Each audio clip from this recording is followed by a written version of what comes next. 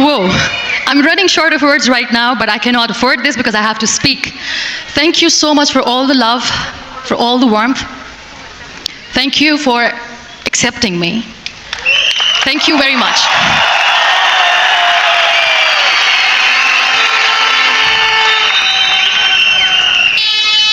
Well, I always start my talk with a disclaimer. And that disclaimer is that I've never claimed to be a motivational speaker. Yes, I do speak, but I feel more like a storyteller because wherever I go, I share a story with everyone. Well, it is a story of a woman whose perfectly imperfect life made her who and what she is today. It's the story of a woman who, in pursuit of her dreams and aspirations, made other people realize that if you think that your life is hard and you're giving up on that because you think your life is unfair, think again. Because when you think that way, you are being unfair to your own self. It's the story of a woman who made people realize that sometimes problems are not too big. We are too small because we cannot handle them.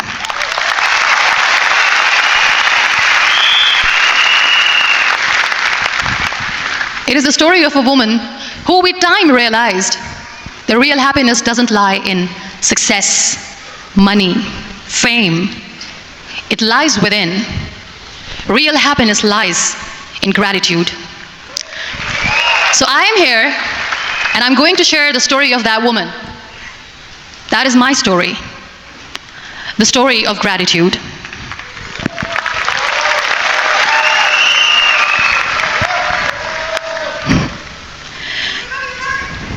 I love you too. I love you all. I believe in the power of words. Many people speak before they think. But I know the value of words. The words can make you, break you, they can heal your soul, they can damage you forever. So I always try to use the positive words in my life wherever I go. They call it adversity, I call it opportunity. They call it weakness, I call it strength. They call me disabled, I call myself differently abled. They see my disability. They see my disability, I see my ability. There are some incidents that happen in your life, and those incidents are so strong that they change your DNA. Those incidents or accidents are so strong that they break you physically. They deform your body, but they transform your soul. Those incidents break you, deform you, but they mold you into the best version of you. And the same thing happened to me. And I'm going to share what exactly happened to me. I was 18 years old when I got married. And this thing I'm sharing for the very first time on an international level. I was 18 years old when I got married. I belonged to a very conservative family, a Baloch family, where good daughters never say no to their parents. My father wanted me to get married. And all I said was, if that makes you happy, I'll say yes. And of course, it was never a happy marriage. Just about after 2 years of getting married, about 9 years ago, I met a car accident. Somehow my husband fell asleep and the car fell in the ditch. He managed to jump out, saved himself, I'm happy for him. But I stayed inside the car and I sustained a lot of injuries. The list is a bit long, don't get scared. I'm perfectly fine now. Radius ulna of my right arm were fractured.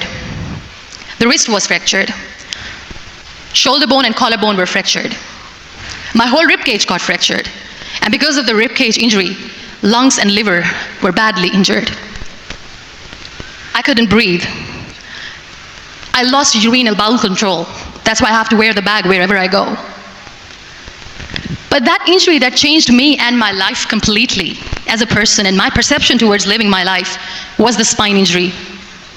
3 vertebrae of my backbone were completely crushed and I got paralyzed for the rest of my life. So this accident took place in a far-flung area in the outskirts of a very small province, Balochistan, where there was no first aid, no hospital, no ambulance. I was in the middle of nowhere in that toppled car. Many people came to rescue. They gave me CPR. They dragged me out of the car. And while they were dragging me out, I got the complete transection of my spinal cord. And now there was this debate going on, should we keep it here? She's going to die, where should we go? There is no ambulance. There was this four-wheeler Jeep standing in the corner of the street. They said, put her in the back of the Jeep and take her to the hospital, which is 3 hours away from this place. And I still remember that bumpy ride. I was all broken. They threw me at the back of the Jeep and they rushed me to the hospital. That is where I realized that my half body was fractured and half was paralyzed. I finally ended up in a hospital where I stayed for 2.5 months. I underwent multiple surgeries. Doctors have put a lot of titanium in my arm. There's a lot of titanium at my back to fix my back. That's why people in Pakistan call me the Iron Lady of Pakistan.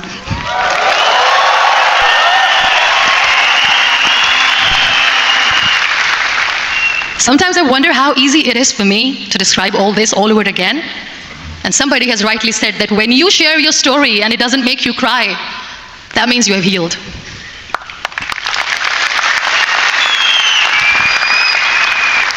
Those 2.5 months in the hospital were dreadful. I will not make up stories just to inspire you. I was at the verge of despair. One day, doctor came to me and he said, well, I heard that you wanted to be an artist, but you ended up being a housewife. I have a bad news for you. You won't be able to paint again because your wrist and your arm are so deformed, you won't be able to hold a pen again. And I stayed quiet. Next day, doctor came to me and said, your spine injury is so bad, you won't be able to walk again. I took a deep breath and I said, it's all right. The very next day, doctor came to me and said, because of your spine injury and the fixation that you have in your back, you won't be able to give birth to a child again.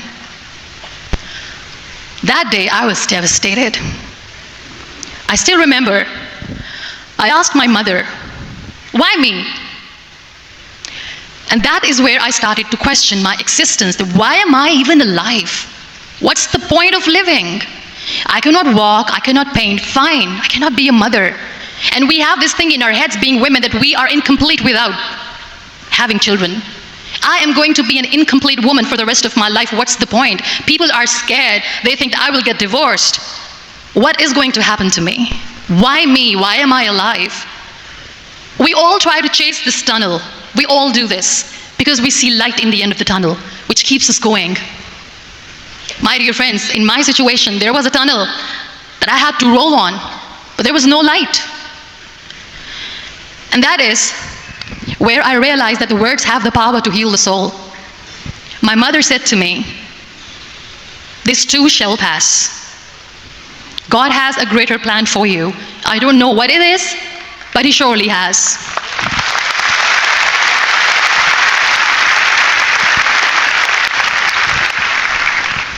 And in all that distress and grief, somehow or the other, those words were so magical that they kept me going. I was trying to put that smile on my face all the time, was hiding. It was so hard to hide the pain, which was there. But all I knew was that if I will give up, my mother and my brothers will give up too. I cannot see them crying with me. So what kept me going was, one day I asked my brothers, I know I have a deformed hand, but I'm tired of looking at these white walls in the hospital and wearing these white scrubs. I'm getting tired of this. I want to add more colors to my life. I want to do something. Bring me some colors, bring me some small canvas. I want to paint. So the very first painting I made was on my deathbed, where I painted for the very first time. It was not just an art piece or just my passion. It was my therapy. What an amazing therapy it was. Without uttering a single word, I could paint my heart out. I could share my story. People used to come and say, what lovely painting, so much color. Nobody could see the grief in it. Only I could. So that's how I spent 2.5 months in my hospital, crying, never complaining or whining, but painting. And then I was discharged, and I went back home. And I went back home and I realized that I have developed a lot of pressure ulcers on my back and on my hip bone. I was unable to sit. There were a lot of infections in my body, a lot of allergies. So doctors wanted me to lie down on the bed straight for not 6 months, for not 1 year, for 2 years. I was bedridden, confined in that one room, looking outside the window listening to the birds chirping, and thinking maybe there will be a time when we'll be going out with the family and enjoying the nature. That was the time where I realized how lucky people are, but they don't realize. That is the time where I realized that the day I'm going to share this pain with everyone to make them realize how blessed they are, and they don't even consider them lucky. There are always turning points in your life. There was a rebirth day that I celebrated.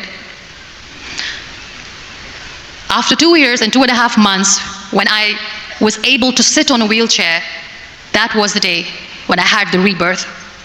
I was a completely different person. I still remember the day I sat on the wheelchair for the first time, knowing that I'm never going to leave this, knowing that I won't be able to walk for the rest of my life. I saw myself in the mirror, and I talked to myself. And I still remember what I said. I cannot wait for a miracle to come and make me walk. I cannot sit in the corner of the room crying, cribbing, and begging for mercy because nobody has time. So I have to accept myself the way I am. The sooner the better. So I applied the lip color for the first time.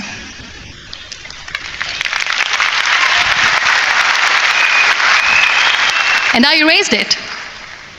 And I cried. And I said, what am I doing? A person on a wheelchair should not do this. What will people say? Clean it up. I put it again. This time I put it for myself. Because I wanted to feel perfect from within.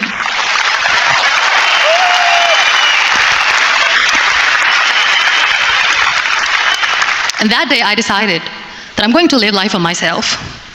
I am not going to be that perfect person for someone. I am just going to take this moment and I will make it perfect for myself. And you know how it all began? That day I decided that I'm going to fight my fears. We all have fears. Fear of unknown, fear of known, fear of losing people, fear of losing health, money. We want to excel in career, we want to become famous, we want to get money. We are scared all the time. So I wrote down one by one all those fears. And I decided that I'm going to overcome these fears one at a time. You know what was my biggest fear? Divorce. I couldn't stand this word.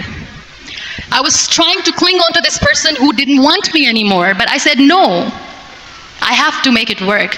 But the day I decided that this is nothing but my fear, I liberated myself by setting him free. And I made myself emotionally so strong that the day I got the news that he's getting married, I sent him a text that I'm so happy for you and I wish you all the best. And he knows that I pray for him today.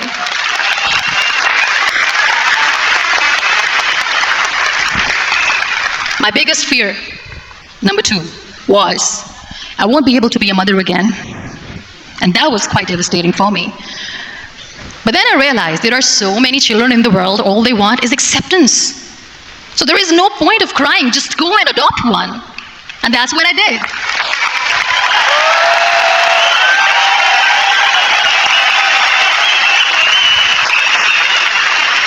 I gave my name in different organizations, different orphanages. I didn't mention that I'm on a wheelchair, dying to have a child. So I just told them that this is Muniba Mazari and she wants to adopt a boy or girl whatsoever, but I want to adopt a kid. And I waited patiently. 2 years later, I got this call from a very small city in Pakistan. I got a call and they said, are you Muniba Mazari? There is a baby boy and would you like to adopt? And when I say yes, I could literally feel the labor pain. I said, yes, I am going to adopt him. I am coming to take him home.